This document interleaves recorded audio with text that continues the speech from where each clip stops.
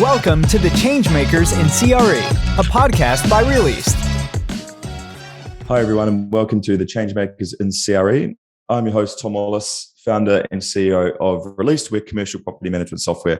And today I'm joined by Rebeca Guzman Vidal, and she is the Group Head of Retail Strategy at Chelsfield. Welcome to the show, Rebecca. Thank you. Thank you for having me. Thank you for joining us. It's really exciting. I'm really excited to chat to you today. It's something that's a really unique story and really interesting story and angle about retail, which I'm excited for you to share about and learn about. I think it's really cool. So looking forward to getting stuck into it. I think to get us started, would you be able to please just give us a background on yourself, background on Chelsfield and your role? Sure, absolutely. So a little bit about myself. I've been a sort of retail real estate specialist now for 15 years. And I did 10 years of those at CBRE, mostly based out of London. So I worked on quite a few of the London estates, and I had the pleasure of working with most of the, major landlords in London. I also did a bit of time in Hong Kong, out in Asia. And so that kind of gave me a bit of a different perspective as to what was happening in Asia, what could happen here, because they kind of seem to be living in the future as far as retail and logistics is concerned. And towards the end of my tenure at CBRE, I decided it was time to kind of jump ship and go client side. And that was 5 years ago. So I joined Chelsfield, which is a London-based developer at heart. And what we do is really complex repositioning mixed-use schemes. And so we've done really exciting projects here in London, but we've also been involved on a major Paris portfolio on behalf of our main investor, who are Olean. And we've done some really cool retail and office lettings there. We also bought a tower in Madison Avenue on their behalf too. And more recently, about 5 years ago, we set up a fund out in Asia, also buying with a selection of investors buying really cool mixed-use schemes and repositioning them, bringing new tenants in and just breathing new life into assets, which is really what we're all about. Absolutely. And I think one area I'm keen to drill into a little bit, and we spoke about the other day, was around the retail side. I think retail has grabbed plenty of headlines in the past few years, most of them pretty doom and gloom, right? The end of retail, it's all going online, the high street's dead, shopping malls are all falling apart, all of that. I know you have a different angle and a different take on it, and you think you've got a way that you can really take a different approach and really make it work and have success. I'd love to just dive into that and talk about what you've seen and what you've done and what you've experienced. Sure. I mean, look, I think retail definitely isn't dead. It certainly wasn't dead before COVID, and I think COVID has shone light on a lot of silver linings and at the most basic level, perhaps for you and I as consumers and everyone listening to it, I think it's shown us and it's allowed us to rediscover the joy of browsing and the joy of shopping in physical locations, because suddenly, in March 2020, we were just not allowed to do that.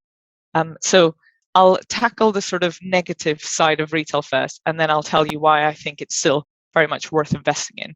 Obviously, there's been a lot of structural change happening to the retail sector for the last probably 20 years now.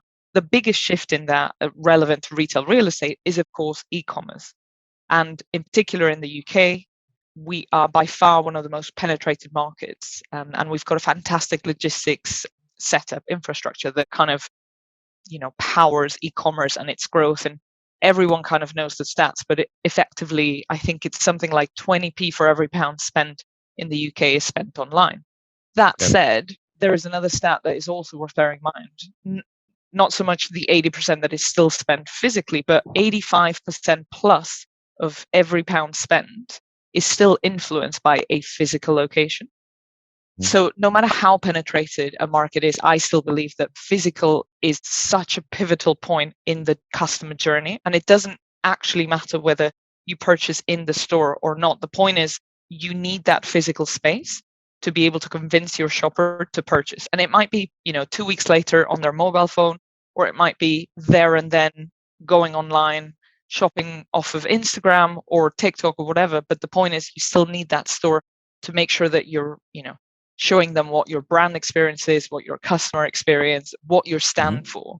And I think actually the point around values is really important. And there's no better way to show customers what you're really made of than a physical space, in my opinion. Yeah. Do the brands care at this stage about, it reminds me of, so I'm jumping around, but it reminds me of attribution in software, right? So we do all sorts of different marketing, and it can be complex to figure out when you want to figure out, okay, what marketing works, what marketing doesn't. We're trying to attribute deals to whichever channel they came through. Do brands care about the attribution? Like, we can actually tie this online sale back to a presence in the store, or are they just at the stage where they're like, look, the volumes are going up to a good level and our store volume is this? Like, are they starting to look at those things, or is it still very early? That's such a great point, actually. I think they were very much in that kind of mindset pre-COVID. And suddenly during COVID, it was all about omni-channel, which essentially, I believe, and certainly what brands tell us when we meet them, is that they don't really care where it comes from. They understand that every piece of the puzzle is really important and they need to get everything right and have the right balance. But all they care about is removing friction. And again, I think to go back to e-commerce and why it's been so fundamentally kind of radically changed the industry. When you look at what Amazon has done in retail, effectively, they've just removed friction. And I think with COVID and all the challenges and constraints that brands had to then face, they've all realized that omnichannel is the only way forward, that they need to have a fantastic e-commerce platform, that they need to have physical stores, that they need to have a great warehousing strategy, and that all those three things need to, kind of go hand in hand. It's an ecosystem, and you can't afford not to have these three pillars anymore. Yeah. And it can't really just be about, I need to sell X amount in that store. Of course, to a certain level it is, when they talk about store P&Ls and they come to us and they say, well, this store needs to make X amount of money top line revenue, and we expect it to be profitable by X years. That's fine, but that's only one metric, I believe. And when you go at kind of board level and you look at what really matters to those businesses, often it's about market share and growth. And it depends, of course, where they are in that journey, right? So if they are in Series A or Series D funding and they're looking to IPO, then actually stores are one of the easiest ways to gain new customers and bring down bring down your marketing costs. So to your point about attribution. Yeah, I think it just got me thinking. It's just really interesting because if they think about the store as not just where people go to buy, it's actually a very effective brand building and marketing channel. And if you're not using a store, like if your store's not that, you still have to build that brand and you still have to reach those customers in another way. So you're still paying effectively rent to get the same thing. It's just your landlords aren't on the higher street. Your landlords are Facebook and Google, basically, which is where you're going to pay otherwise. So it's really shifting spend around. It's a massive change of mindset, though, because obviously, up until recently, a retail store is like that's where the transaction happens. And if the transactions aren't happening there, then you would assume that store's failing. But if you're measuring it from a different point of view, what's the brand? What's the impact on our brand and overall and our marketing and our visibility to customers? Yeah, that means it's a totally different way of thinking about it and measuring it. And you're just not going to be as concerned about what's going through the till that day, as long as obviously your overall revenue is growing. Yeah, absolutely. No, I think that's spot on. And to your point, it's so crowded online now. It's so easy to reach saturation, and it's becoming increasingly more and more expensive to advertise and to get that new customer, because you're competing for eyeballs, and you've got TikTok and IG and all these other platforms, and frankly people just don't have that bandwidth anymore online because they're far too consumed with other things.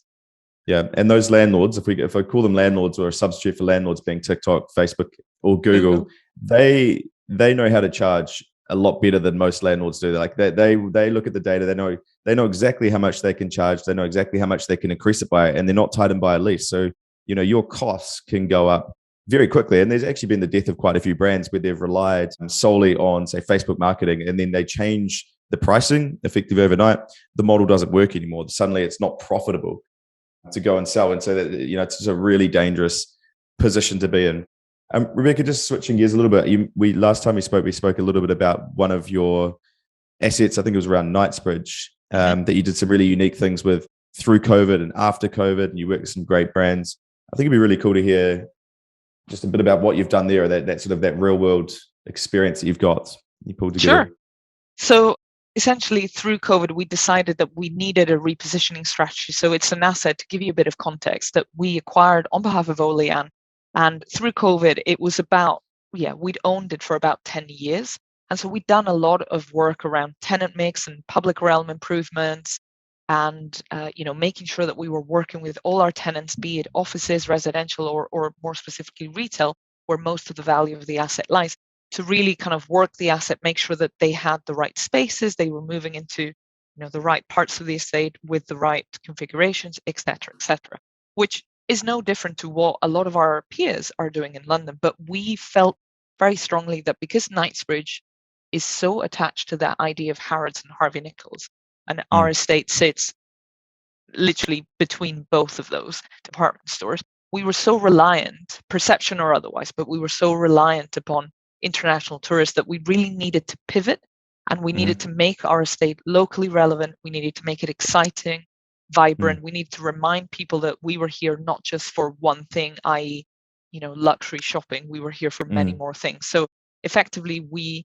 have worked a lot with brands that we know have already a great traction locally. So we've brought some of those in, and that can be F&B brands or apparel or accessories.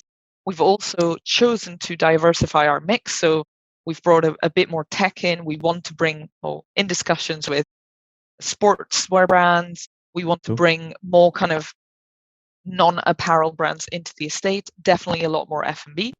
And then the third part of that strategy was really to make sure that we were keeping up with the changing nature of retail. And that was what that meant to us was lease length, sorry. What I mean by that is we were at the beginning of our journey when we acquired this asset, we were very focused on delivering long-term value creation and long-term growth. And obviously through that, you want strong covenants, 10-year leases, that's it. Yep. We've since realized that actually the number of brands that are successful and can or want indeed a 10-year term has massively faded through COVID. Yeah. And there's nothing wrong with having a variety of lease lengths, and there's nothing wrong with having pop-ups. And that's really a lot of the work I would say that we've done in the last 2.5 years has been focused on those pop-ups. And it's really interesting because you put so much love and so much effort into these transactions. And actually, it's not about the income for us. It really isn't. If it were about the income, we would just leave these spaces vacant. But we brought some really cool brands onto the estate. And the one I really wanted to chat about today is Castor. So Castor is this amazing premium, originally menswear, but now they do both, sportswear brand. And it was set up by two fab guys out of Liverpool. Really young guys, really entrepreneurial, set it up, saw a gap in the market for what I believe was the sort of male answer to a Lululemon, right? Yeah. And really focused. It's a good way of describing that, actually. Yeah, focused on tennis, focused on golf. And they've had some amazing sponsorships since. They've grown a lot as a business. And we actually were the first landlord ever to give them a physical space. And that was about 3.5 years ago. So they did a very brief pop-up with us through Christmas. And it was their first kind of dipping their toe in the water, trying to understand how physical could work for them. And fast forward 3 years, they came back to us and said, actually, we want to take another store. We now have 5 stores open around the country. We're looking to open more. Would you have us back? And we were like, yeah, of course we would. So they've taken a store from us, which if all goes well, they'll be here 2 or 3 years, but we fully believe that they'll probably want to stay longer after that. And I think that's the beauty of pop-ups too. When brands come in, they can really understand the location. They can really get to know their customer locally and then actually decide, well, this was a pop-up. We were just trialing it, but actually it's working really well for us. So we're going to stay. Fantastic. I think you can see they're just going to come in and revitalize the space, bring a lot of new people in, and just create a really interesting mix.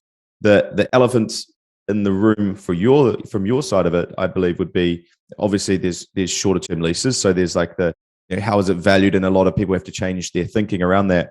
And the second piece is a lot more work for people like yourselves. So I mean, I think if it was back some 20 years ago, signing a 10-year lease, that would have been quite a nice thing to do. You sign the lease, it's done. You sit back and you sort of watch the clock until it comes around again, and do it again. But obviously now you have to be a lot more proactive. You have to understand that you have to have a good relationship with those tenants, right? It's not, you don't just rely on a contract. You have to understand, are they enjoying this space? Are they likely to stay? Do they want to extend? So I imagine you've now had to reshape that business and bring a lot of energy to be able to do that, and I suppose probably different skill sets in the business as well. Can you talk me through if you've seen a lot of change there, and if you've had to adapt as well, how you work to fit? Yeah, completely. And I think COVID was, again, one of the silver linings is it allowed us to get even closer to our tenants. But I'll answer the first point around value impact first. So I think obviously when you do pop-ups, and I said this, very openly, we don't do them for income. We do them because we believe in the vibrancy and, the greater good and good estate management. And I think we are lucky enough that we look at our estate almost as an open air shopping center. And we never look at a single deal in isolation. We look at that deal and we look at what it can bring to the estate as a whole and really the halo effect it can have. So some brands we know will be really strong for us on PR. Some brands will bring a completely different shopper. Some brands are actually helping us change the perception of our own brand as the Knightsbridge estate. Because going back to my point earlier, I think it's so important for our customers and consumers more widely to understand that we're not just that collection of stores next to Harrods, and we don't just care about luxury stores. That is one side of what we offer to the public, but it's only one of many. Really, really interesting. I mean, I commend you for taking that on, and it feels like by moving first or moving quickly to take this opportunity through COVID, you're really going to put the business in a great position. I imagine. Hopefully. I feel strongly about that. But of course, not everyone can be winners, right? There has to be people on the other side of that. And I'm guessing that if there's for a traditional landlord who still wants to sign those long leases, and perhaps they don't care so much about the mix, and they're just thinking, well, it is about income for us. We'll have that shop sit vacant. I imagine on the flip side of this, you'd expect times to get quite tough for them unless they can adapt. Yeah, well, yes, and I think that possibly maybe applies to smaller landlords that maybe have less resources. But I have to say, I have been completely kind of in awe of how many of our big REITs, so be it Landsec or British Land, have completely changed the way they approach the landlord and tenant relationship. And I think a lot of us, sort of on the smaller side, if you like, have been looking at some of the changes that they've implemented through COVID and things that actually have stayed well after COVID, around customer partnerships and customer relationship management. And I actually don't think anyone really, truly in our peer group looks at signing a 10-year lease as a sort of, let's just sign and kind of say hi and goodbye for another 10 years. I really believe that we've all understood now, even before COVID, that we need to be in that partnership mindset with retailers, because it truly is a retailer market. It's an occupier market. Whether we're talking about the retail sector, the residential sector, the office sector, the logistics sector, in fact, anything you look at, it is absolutely an occupier's market, because there has never been as much choice today as ever, pretty much, for them to think, okay, well, if real estate still has so much friction to apply to my business, I can find another solution. I don't actually need to sign a 10-year lease, because there are so many options for people to say, well, and I can take a pop-up store, or I can rent, I can go to a BTR product and rent. I don't need to own anything. Same for offices. I can go to WeWork. I don't actually need to sign a 10-year lease with anyone.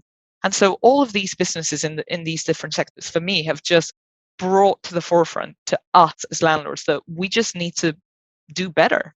And I think we are moving in the right direction. And equally, I have to say, retailers through COVID it was really clear to see the ones who actually wanted to work with you and the ones who were, in kind of firefighting mode and just didn't have the bandwidth to deal with landlords. They just needed to bring their costs down. And, fair enough. I understand some of these businesses went through incredibly, incredibly hard times. But, equally, we looked at and compared some of those relationships and thought, well, some of these businesses are very well capitalized and are just not really caring about the landlord right now. And suddenly the onus was on us to, take the entire hit, when in practice, it was no one's fault that we had national lockdowns around the world.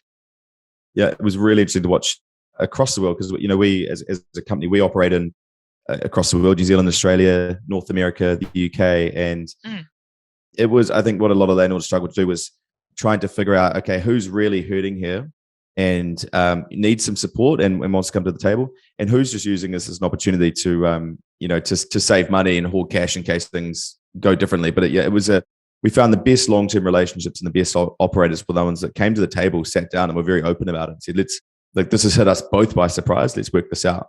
And I think that was the best response by a long way.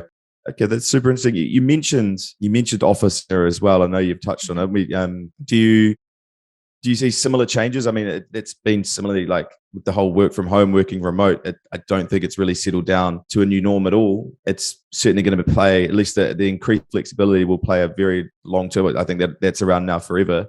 Do you have any? I know everyone's got an estimate of how they see the office market playing out, but do you have any thoughts on where it might head to over the next sort of few years as we hopefully move past COVID? I think as a retail expert, I see a lot of correlation between what was happening in the retail sector, maybe what is happening now in offices. And, we have been talking about polarization and flight to prime in retail real estate forever, for what feels like forever. And that is now more crystallized than it ever was pre-COVID.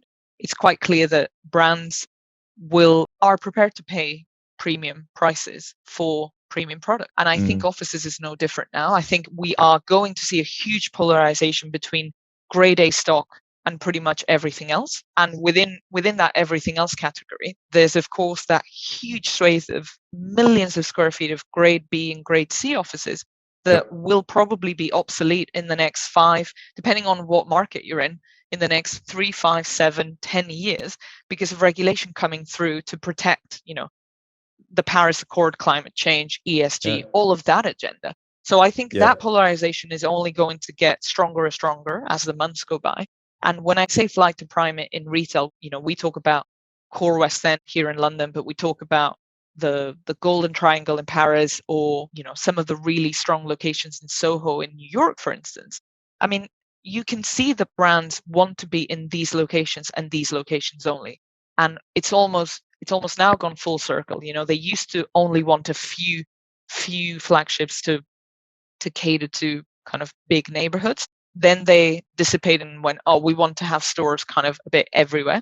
And now they're back regrouping, saying, no, what we actually want is bigger, better stores. Actually, not always bigger, but certainly better stores, meaning better configured in AAA locations. And I think offices is exactly the same. I think I can imagine businesses, small and medium businesses in particular, saying, we still need an office function. We are going to have a flexible working policy. We may not need to have 100% occupancy in our offices 5 days of the week, but we still need a great location, great amenities, great access, meaning, transport, other businesses that you might be doing business with. So you'll still need to be in a great location, but you may not need as much space, and you may not need it for as long as you thought you did, because as your business grows, you may not want to commit yourself to 10 years in the same location. And I think what that means for us as landlords, again, is the exact same thing as retail. We should not be afraid of saying not everything in your office portfolio is 10 or 15 years to, AAA covenants. There'll be businesses that will want to grow with you. There will be businesses that will upsize, downsize as they go through their own cycles. And that's okay. Because again, for us, it's about mitigating risk, mitigating void, and making sure that we're smoothing out the curve of whatever economic cycle we're in, or what point of that cycle we're in. So, I mean, I just keep thinking about how much closer retail is getting to software companies. Like if I think about ourselves, where, we software as a service, we have customers that are on monthly or annual contracts, but they're certainly not on 10-year contracts. And so the onus flips to us to make sure that our tenants are happy, that they have a great experience, that they enjoy, that they're getting value out of the software. And we have a number of different ways that we will measure that, that we are very data driven in that sense. And you can just see the real estate industry is that they're starting to converge and getting closer and closer, just to really needing to understand the customers, which I think ultimately it's a really good thing, right? It's going to have better experience for customers or tenants at the end of the day.